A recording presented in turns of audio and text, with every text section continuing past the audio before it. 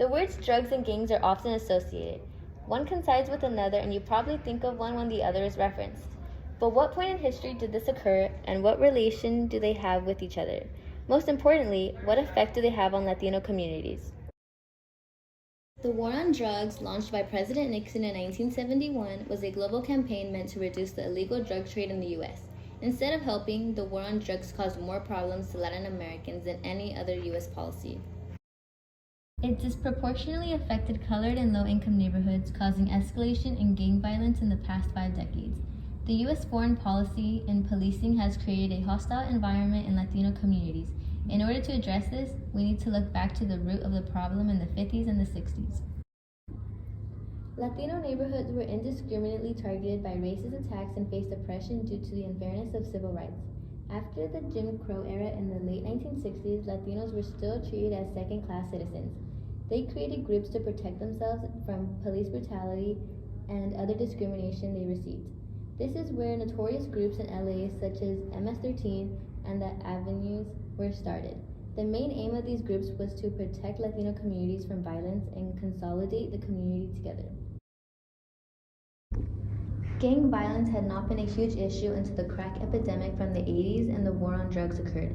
It escalated gang violence and caused Latino communities to become war zones that were focused on selling drugs instead of protecting communities.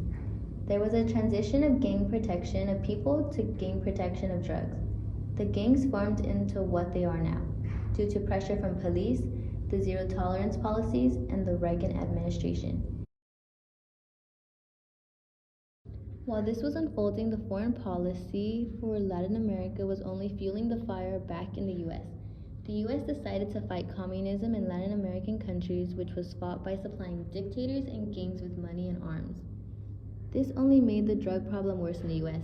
In fact, the Contras in El Salvador who fought against their government were a group who got cocaine into the U.S. The CIA gave them guns and helped them smuggle the cocaine across borders, helping them. The pressure from the war on drugs escalated violence with Mexican cartels at the time, causing the violence to get worse. Pressure from the authorities made drug supply prices go up and thus made the war against gangs in and out of the U.S. worse, and more blood was shed. The combination of all these effects compounded into the problems we see in Latino neighborhoods: gang violence, incarceration rates, and addiction rates. The war on drugs had not been effective in stopping the drug trade in the U.S.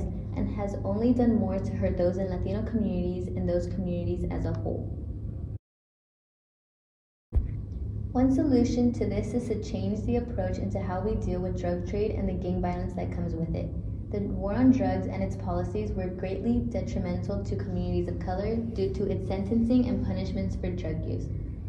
Decriminalization of drugs would be an alternative to this. Although it may seem radical, the decriminalization of drugs would greatly reduce the amount of people being sent to prison. As of now, the U.S. has the world's highest incarceration rate. It's estimated that 1 in 5 people are in prison for drug-related crimes.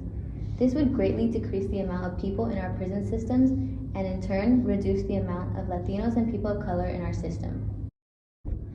Portugal was the first country to decriminalize drugs and took on a more therapy and rehabilitation-based approach. The country was facing a mass addiction problem, with 1 out of 100 people being addicted to heroin, and its decriminalization plan has cut their addiction rates by 75%.